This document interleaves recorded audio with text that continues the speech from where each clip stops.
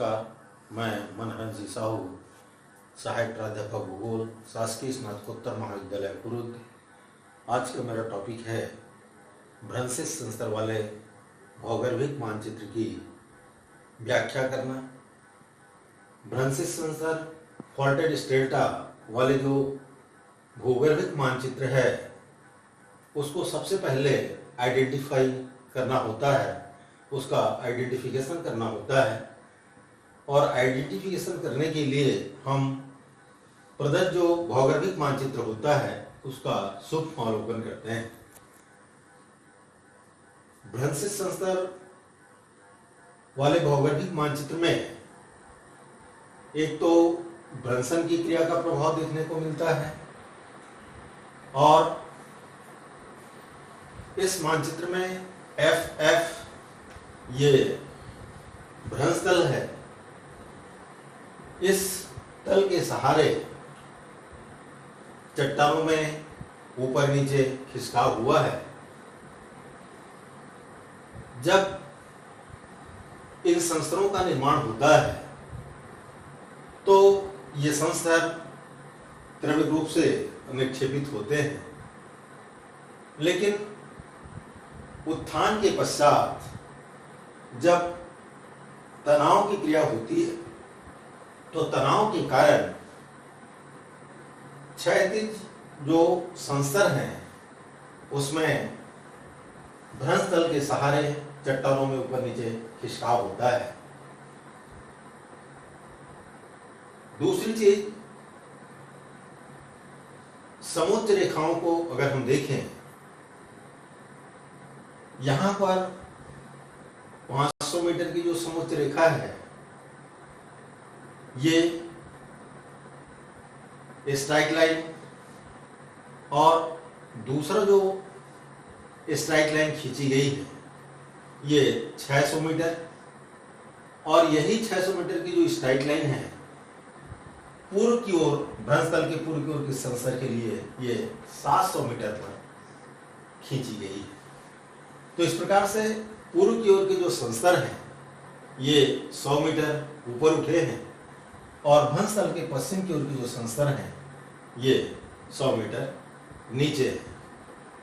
ऊपर उठे हुए सेंसर को उच्छेपित खंड कहा जाता है, और नीचे झुके हुए सेंसर को अधाक्षेपित खंड कहते हैं। तो इन विशेषताओं के आधार पर हम ये पहचानते हैं कि ये जो भौगोलिक मानचित्र है वो भ्रंशित सेंसर वाला है। दूसरा, इस प्रदत्त भौगोलिक मानचित्र के आधार पर हम अनुप्रस्थ काट निर्मित करते हैं। अनुप्रस्थ काट का जो निर्माण है 2 चरणों में होता है। एक तो परिच्छेदिका को निर्मित किया जाता है, और दूसरा परिच्छेदिका पर संस्तरों को निर्मित किया जाता है। चूंकि इसमें सेक्शन रेखा AB ये तिर्यक है, इसलिए इसमें हम इस सेक्शन रेखा के आधार पर AB की जितनी लंबाई है उतनी लंबाई हम ड्राइंग शीट पर ले लेते हैं, और परिच्छेदिका निर्मित करने के लिए ऊर्ध्वाधर मापक स्केल के आधार पर निर्धारित करते हैं। फिर पूर्व में जो सीखी गई विधि है उसके आधार पर परिच्छेदिका को निर्मित करने के लिए AB जो सेक्शन रेखा है, इस सेक्शन रेखा पर कागज की पट्टी रखकर समोच्च रेखाओं का निशान, जहां जहां समोच्च रेखाएं परिच्छेदित करती हैं, निशान लगा लेते हैं, और उन्हीं बिंदुओं को निष्कोण वक्र की रेखा से मिला करके परिच्छेदिका निर्मित करते हैं। परिच्छेदिका निर्मित करने के बाद जब संस्तरों को परिच्छेदिका पर प्लॉट किया जाता है तो संस्तरों को प्लॉट करने के लिए, चूंकि इसमें सेक्शन रेखा तिर्यक है, इसलिए आभासी नमन हम ज्ञात करेंगे। और आभासी नमन ज्ञात करने के लिए दोनों विधियों से हम ज्ञात कर सकते हैं, गणितीय विधि और आलेखी विधि से, गणितीय विधि के माध्यम से। सूत्र है एपिरेंडी बराबर tan इनवर्स ब्रैकेट में vertical interval upon horizontal equivalent. Vertical interval का जो मान है ये 100 है क्योंकि समुच्चय रेखीय अंतराल 100 मीटर है, और हॉरिजॉन्टल इक्विवेलेंट इसका जो मान है दो स्ट्राइट लाइन के बीच की जो 90 अंश से अन्य किसी दिशा में जो लंबाई होती है उस लंबाई को हम लेते हैं। तो ये पहला और दूसरा, ये दो स्थानों पर हम आभासी नमन ज्ञात करेंगे। भ्रंश तल के पश्चिम की ओर का जो आभासी नमन है ये 100 को 1200 से भाग देने पर टेंजेंट जो वैल्यू है 0.0833।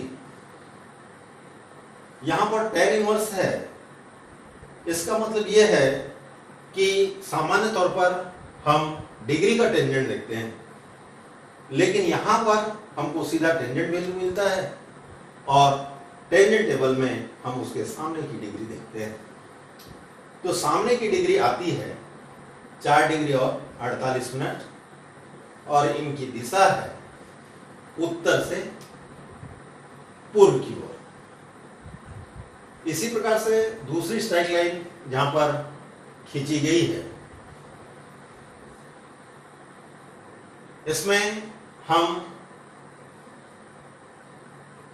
फिर उसी सूत्र का प्रयोग करते हैं। एपिरेंडी बराबर tan inverse vertical interval upon horizontal equivalent.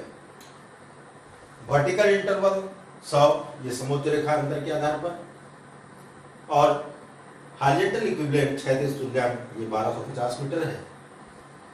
Tangent value 0.08, और इसकी डिग्री अगर हम निकालें तो ये आता है 4 डिग्री और 36 मिनट, और इसकी दिशा भी उत्तर से पूर्व की ओर है।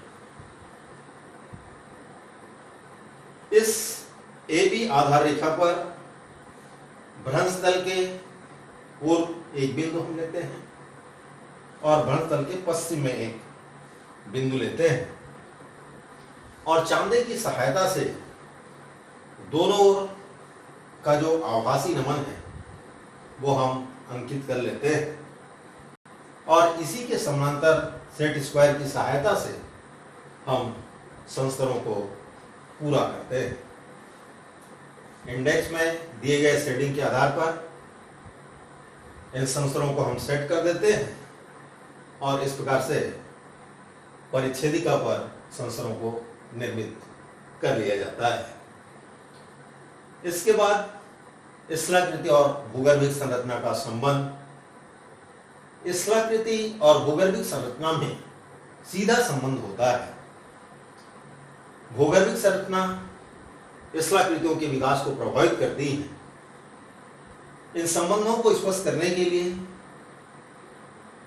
परिच्छेदिका पर निर्मित जो ढाल का विकास हुआ है नदी घाटी का, इसको अगर हम देखें तो पूर्व की ओर इसकी ऊंचाई ज्यादा है, और जैसे जैसे हम पश्चिम की ओर आते जाते हैं वैसे वैसे ढाल जो है कम होते जाता है। इधर पूर्व की ओर की जो चट्टानें हैं ये कम अपवर्तित हुई हैं, जबकि इधर ये चट्टानें का जो अपरदन है वो ज्यादा हुआ है। साथ ही भ्रंश तल के सहारे चूंकि पूर्व की ओर के जो संस्तर हैं ये 100 मीटर ऊपर उठे हैं, और पश्चिम की ओर के जो संस्तर हैं ये 100 मीटर नीचे झुके हुए हैं। तो उत्क्षेपण और अधःक्षेपण की जो क्रिया है इसका स्पष्ट प्रभाव इस परिच्छेदिका पर भ्रंशन की क्रिया के कारण देखने को मिलता है।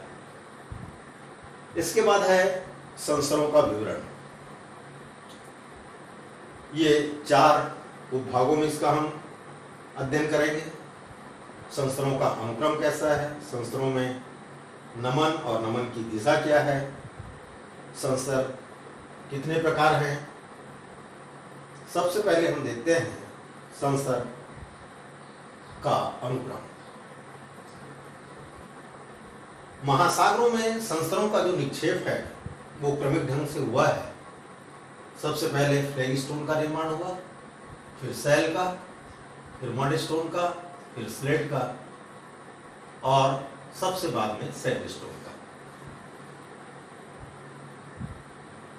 संस्तरों की मोटाई को अगर हम देखें तो इस भौगोलिक मानचित्र में सैल, मडस्टोन, स्लेट, इनकी मोटाई समुद्र रेखा के आधार पर 200 मीटर है और फ्लैगस्टोन के निचले तल का पता नहीं है और सैंडस्टोन के ऊपरी तल का पता ना होने के कारण इसकी मोटाई हम ज्ञात नहीं कर सकते हैं। संस्तरों में इनकी नमन और दिशा को अगर हम देखें तो चूंकि ये संस्तर भ्रंशन की क्रिया से प्रभावित हैं और भ्रंश तल के सहारे चट्टानों में खिसकाव हुआ है, तो जितना खिसकाव हुआ है उसके आधार पर इसका जो आभासी नमन है ये निकाला गया है। और आभासी नमन इसलिए निकाला गया है क्योंकि इसमें सेक्शन रेखा तिर्यक है। तो पूर्व की ओर के जो संस्तर हैं इसका आभासी नमन 4 डिग्री 36 मिनट और भ्रंश तल के पश्चिम की ओर के जो संस्तर हैं इसका आभासी नमन 4 डिग्री और 48 मिनट। संस्तरों के प्रकार को अगर हम देखें तो 5 प्रकार के संस्तर इस भौगोलिक मानचित्र में प्रदर्शित किए गए हैं जो इंडेक्स से स्पष्ट है। फ्लैगस्टोन, सैल, मडस्टोन, स्लेट और सैंडस्टोन। संस्तरों का भूगर्भिक इतिहास अगर हम देखें तो संस्तरों का जो निर्माण है महासागरों में जब इनका निक्षेपण होता है ये एक ही भौगोलिक युग के हैं और इसलिए इनका निर्माण सबसे पहले क्षैतिज क्रम में पहले फ्लैगस्टोन का निर्माण हुआ, फिर सैल का निर्माण हुआ, फिर मडस्टोन का, फिर स्लेट का और सबसे नवीन जो है वो सैंडस्टोन का निर्माण हुआ है। भौगोलिक क्रियाओं के फलस्वरूप जब ये संस्तर महासागरों से ऊपर आए, इनमें उत्थान हुआ तो ये संस्तर क्षैतिज रूप में रहे होंगे, लेकिन भूगर्भिक क्रियाओं के प्रभाव के फलस्वरूप भ्रंशन के कारण इन संस्तरों में भ्रंश तल के सहारे ये FF जो भ्रंश तल को स्पष्ट कर रहा है इसके सहारे पूर्व और पश्चिम इन दोनों दिशाओं में संस्तरों में खिसकाव हुआ है और पूर्व के जो संस्तर हैं ये ऊपर उठे हैं जिसको उच्छेपित खंड कहा जाता है और पश्चिम की ओर के जो संस्तर हैं ये नीचे झुके हुए हैं, इसको अधःक्षेपित खंड कहा जाता है। इस प्रकार से हम भ्रंशित संस्तर वाले भौगोलिक मानचित्र की व्याख्या करते हैं। धन्यवाद।